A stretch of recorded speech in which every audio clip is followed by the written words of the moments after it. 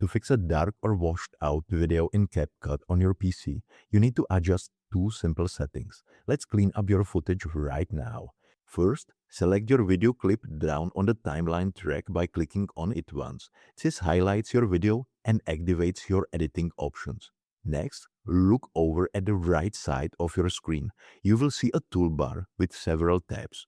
Click on the button labeled Adjustment. Inside this menu, you will see a variety of sliders meant to change the color and lighting of your video. You want to focus specifically on the brightness slider and the contrast slider. To make your video brighter, grab the brightness slider and drag it toward the right side.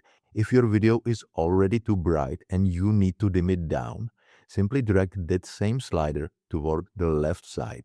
Once your brightness looks good, it is time to work on the depth of your image. Click on the contrast slider right below brightness.